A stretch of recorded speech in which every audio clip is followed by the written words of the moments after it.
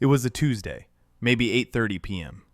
The house was quiet in that heavy, midweek way. I was sitting at the kitchen table, staring at a half-eaten bowl of cereal, and listening to the microwave hum its final few seconds. In the other room, the TV was murmuring, some news cycle or a sitcom I wasn't really watching. It was the kind of evening that feels completely interchangeable with 1,000 others. I picked up my phone to check a text, and that's when I saw it. Just a little white banner at the top of the screen. A notification from my bank. I almost swiped it away. It wasn't a large number. In fact, it was small enough to be boring. If I had seen that amount of money lying on a sidewalk, I might not have even leaned over to pick it up. There was no fanfare, no congratulations email. Just a cold, digital line of text telling me a deposit had cleared. I sat there, looking at that number, and then I looked down at the crumpled paper sitting near my elbow. It was the internet bill. And then it hits you. The number on the screen and the number on that bill were almost identical. Within a few cents, actually. I didn't jump up. I didn't call anyone. I just sat very still in that quiet kitchen. I looked at the screen, then at the bill, then back at the screen. I realized that, for the first time in my life, a recurring piece of my existence had just been paid for by something other than my own exhaustion. My name is Jim, and I spend way too much time thinking about moments like this. My shoulders dropped about an inch. My breathing just leveled out. It wasn't that I felt rich. I didn't. I felt the same as I did 5 minutes prior, yet everything looked different. I hadn't traded a single hour of my life for that money. I hadn't sat in a meeting. I hadn't dealt with a client. I hadn't even been awake when the decision was made to send it to me. It just arrived, without asking for my permission or my effort. In the world most of us live in, money is a direct result of friction. You push against the world, and the world gives you a paycheck. You line those checks up against the bills that arrive like clockwork every month, always hoping the math stays in your favor. There's this constant, quiet hum of anxiety. That feeling of, did I do enough this week to keep the lights on? But here was this tiny amount of money that didn't care about my enough. It didn't care if I was tired or if I had a productive day. It makes you wonder, what actually changes in a person's head when money starts showing up like that? Not a fortune, not enough to quit a job or buy a boat. Just one bill, one small, mundane utility that is now taken care of by something invisible. Here's the part nobody tells you. That moment isn't the finish line. It's actually something much stranger. It's the first time you realize you've been playing the game with a set of rules that might not be the only ones on the table. It wasn't about the amount. It wasn't luck. It was the realization that a specific threshold exists, one that most people walk right past without ever noticing. But once you see it, it quietly changes how you see work, how you see money, and how you see the rest of your life. It's the moment you realize you might have been playing the wrong game all along. I sat there for a long time that night, just looking at that bill, and it struck me how we're taught to celebrate the loud stuff. Promotions, new cars, big milestones. But nobody ever talks about how strange it feels when the first few dollars show up. Quietly, on their own. It wasn't about the amount. If I told you the number, you'd probably laugh, because it was barely enough to cover a decent steak dinner. But it felt heavy because it cracked a belief I'd been carrying since I was 16. That money only shows up when you show up. We're conditioned to treat money like a shadow. When you move, it moves. When you stop, it disappears. So we spend our lives in constant motion, afraid that if we slow down for even a second, everything collapses. That notification didn't magically change my life. I still had the same job, the same commute, the same stresses the next morning, but it changed how life felt. Like realizing there's a sliver of light under a door you didn't know existed. You're not outside yet, but now you know there is one. Most of us live by rules we never consciously agreed to. Wake up, work, get paid, line that paycheck up against the bills, and quietly hope the money lasts longer than the costs. It's background math we all run without noticing. Whether it's turning a menu price into minutes of your life, or hearing a repair estimate and seeing days of overtime instead of dollars. And that low hum of, did I work enough?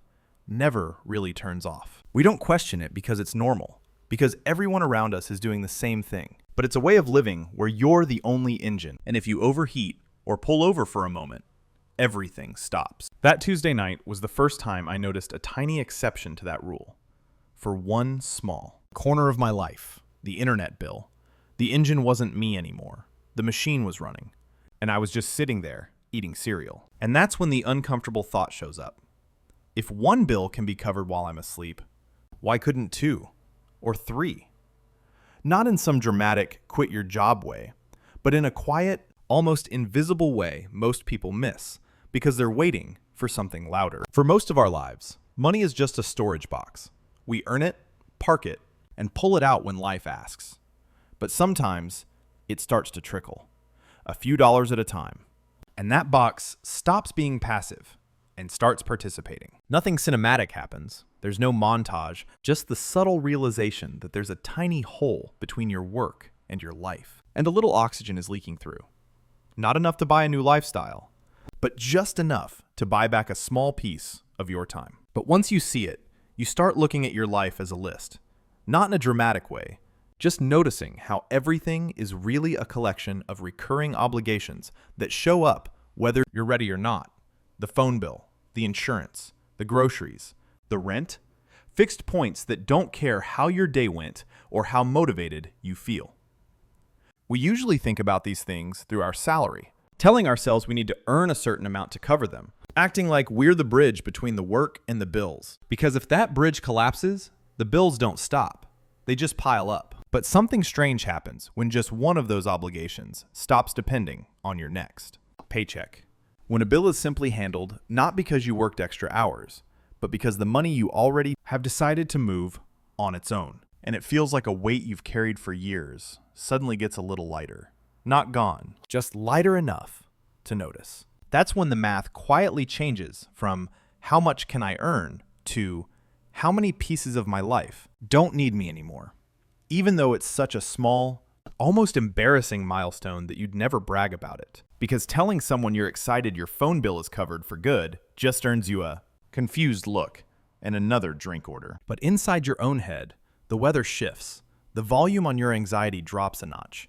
And you notice you're a little more patient with the small stuff, realizing fear isn't on or off. It's a knob.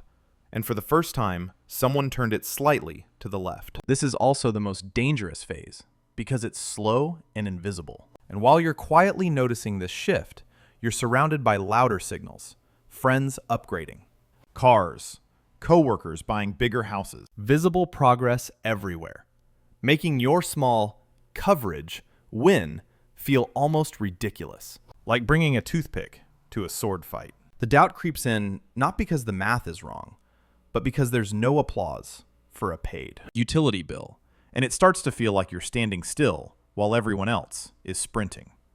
Wondering if you're being cheap or missing out or chasing something that won't lead anywhere. Staying here means being okay with knowing you're winning a game no one else sees. Valuing an invisible inch of freedom over a visible yard of status. A trade most people quietly walk away from. Over time, though, that trickle finds bigger cracks, moving past small bills and into heavier ones. And you reach a second shift where nothing looks cinematic. You still set alarms and show up, but you're no longer negotiating from zero. And when part of your life is already handled, the urgency drains out of the room, turning moments that once felt existential into something far more ordinary. Just work. It's not that you stop caring. It's that the work is no longer holding your survival hostage.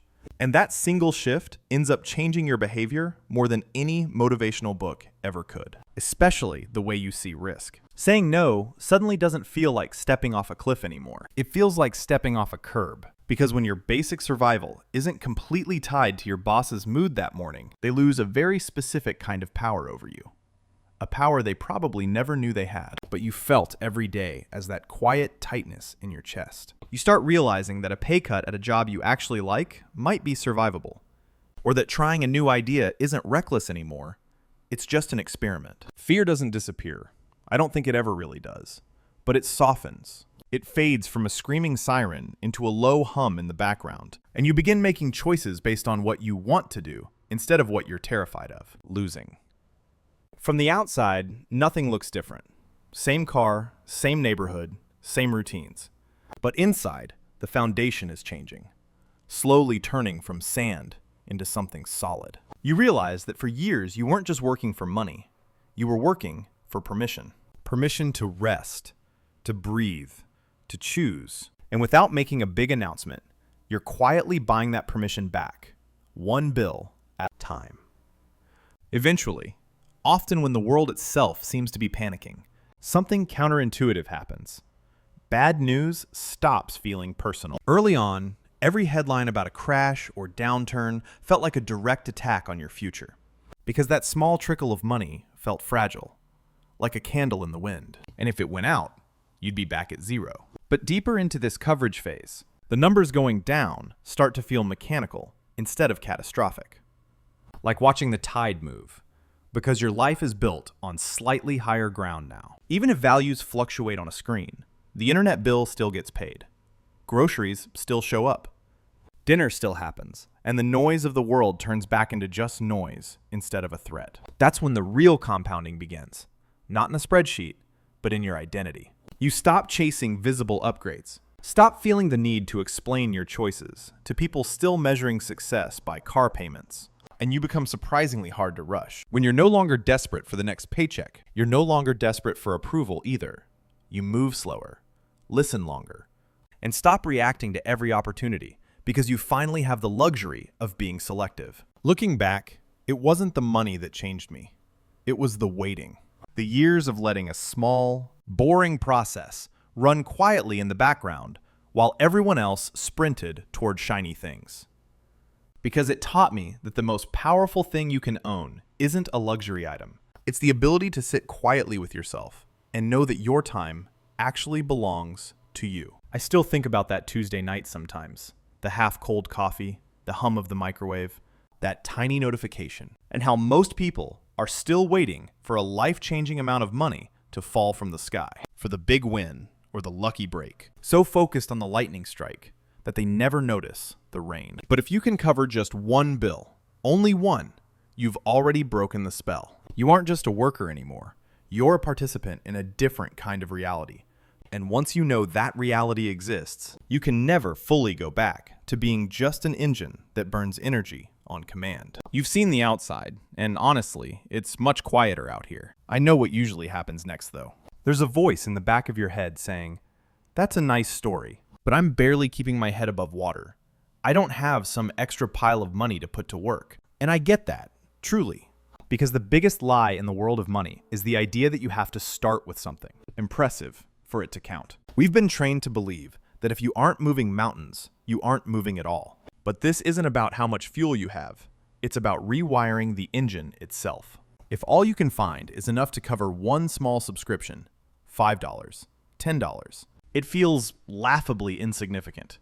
Like it won't move the needle at all. But you aren't really trying to pay a bill. You're trying to prove to yourself that the outside exists. You're forming an identity, becoming the kind of person who owns a small piece of their own time, even if that piece is only 10 minutes long. The habit of looking for coverage turns out to be more powerful than the dollar amount itself, because it's the difference between someone who collects paychecks and someone who collects freedom. And one of those people is always running, while the other is quietly building a place to sit down. If you zoom out far enough, life usually moves through a few quiet layers like this. At first, money is just survival, a direct trade of energy for a roof and a meal, a place where stress gets stored. And that's where most of us begin. Then, if you're patient enough to be bored while everyone else is being flashy, you enter a second layer, where money starts to participate and those small bills fade out of your mental noise. Not because you stopped working, but because the weight of your life is being spread out and you're no longer the only one carrying it. And eventually, you reach a place where the math stops being about numbers and starts being about choices. Where you realize you aren't just paying for internet or insurance. You're paying for the right to say no. For the ability to walk into a room knowing you don't have to stay if the terms don't suit your soul. That's the real compounding. Not the interest on a screen, but the quiet in your mind. It almost always begins on a tiny, forgettable Tuesday night. Staring at a notification and realizing that for one brief moment, you didn't have to push the world to make it move. And once you understand how to free even a single minute of your life, the rest becomes a matter of time. I remember sitting there long after the microwave beeped, staring at the grain of the wooden table, while the cereal went soggy and the TV murmured in the bed. Other room.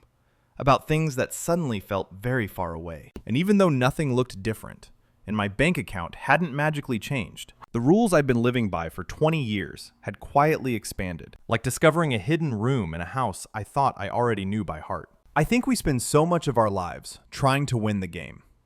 Working harder, climbing higher, chasing the next big number, that we never stop to ask whether the game we're playing is the only one available, assuming the only way forward is more force, more pressure, more sacrificed Tuesday nights, until that tiny notification quietly teaches something else entirely. It shows that there's a parallel reality where things move without being pushed.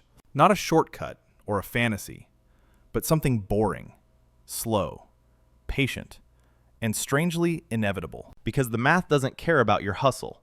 It just waits for you to notice it. Once you feel that first bill get covered, once a small 5-pound weight lifts off your chest without you doing anything, it's impossible to unsee. And every dollar starts to look less like something to spend or save, and more like a tiny employee, buying back a piece of your future. I don't know where you are in your story, whether every cent is still being counted, or whether you've had your own quiet Tuesday night already.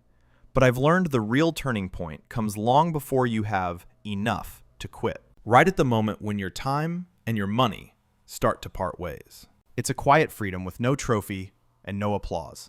Just you sitting in a kitchen with half-cold coffee, realizing you're no longer the only one doing the work. And once you see that the rules have changed, you can't go back to playing the old way. Weeks later, at the same table, the same fridge hum, the same flickering light. Everything looked identical, but the air felt different, like fixing a drip you'd tuned out for years. Not because something new appeared, but because something disappeared. When the electric bill notification came, the reflexive chest tightening didn't. The mental math didn't start. The volume was simply turned down.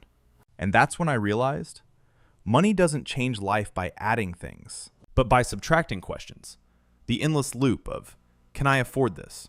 What if next month is worse? How much more do I need to work to feel safe? When even one of those questions goes quiet, your mind suddenly has space, and curiosity replaces calculation. I've started thinking of it as a threshold, not a number you brag about, just the point where money stops demanding your full attention and fades into the background. And it makes me wonder, what happens when one bill does that, or two, or whether one is already enough to change how you walk into work the next morning. Most people will keep sprinting forever, never noticing the sliver of light under the door. And nothing dramatic changed in my life that night. I didn't wake up rich or free in the internet sense, but the game I thought I was playing did. I'm going to keep thinking out loud about moments like this here. And if you've ever felt that subtle shift, paying off one small thing, or having one month where you didn't feel chased by your own shadow, you might recognize this space. And you're welcome to stay. It's a long game, and it's much quieter than we were told.